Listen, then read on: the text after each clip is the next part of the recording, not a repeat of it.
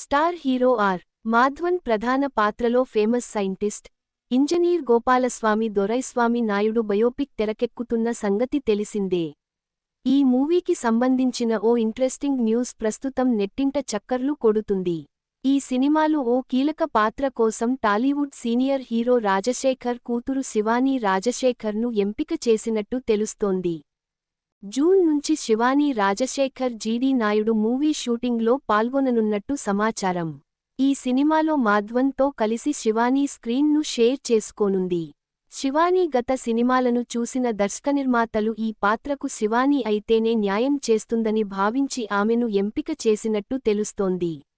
జీడీ నాయుడు బయోపిక్లో శివానీ పాత్ర ఎప్పటికీ గుర్తుండిపోతుందని, ఆమె కెరీర్లోనే ఈ సినిమా ఓ మైల్ స్టోన్గా నిలుస్తుందని చెప్తున్నారు. ఎవడైతే నాకేంటి, సత్యమేవ జయతే, కల్కి సినిమాలకు నిర్మాతగా వ్యవహరించిన శివానీ తర్వాత 2 స్టేట్స్ మూవీతో హీరోయిన్గా పరిచయమైన సంగతి తెలిసిందే. ఇప్పటికే తెలుగు, తమిళ భాషల్లో పలు సినిమాల్లో నటించి మెప్పించిన శివానీ ఇప్పుడు జీడీ నాయుడు బయోపిక్లో మంచి ఛాన్స్ కొట్టేసింది. ఈ సినిమాకు కృష్ణకుమార్ రామకుమార్ దర్శకత్వం వహించనున్నారు. ఇక గోపాలస్వామి దొరస్వామి నాయుడు కోయంబత్తూర్లోని రైతు కుటుంబంలో పుట్టారు. ఆయన పెద్దగా చదువుకోకపోయినా ప్రయోగాలపై ఉన్న ఇంట్రెస్ట్తో పలు రంగాల్లో తన సత్తా చాటి ఎన్నో గొప్ప ఆవిష్కరణలు చేశారు. ఇండియాలో ఎలక్ట్రిక్ మోటార్ను కనిపెట్టింది ఈయనే.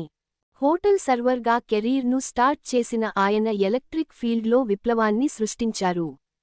సొంతంగా ప్రయోగాలు చేస్తూ ఎన్నో ఆవిష్కరణలు చేసిన ఆయన్ను miracle man, Edison of India, wealth creator of Coimbatore అని పిలుచుకుంటూ ఉంటారు.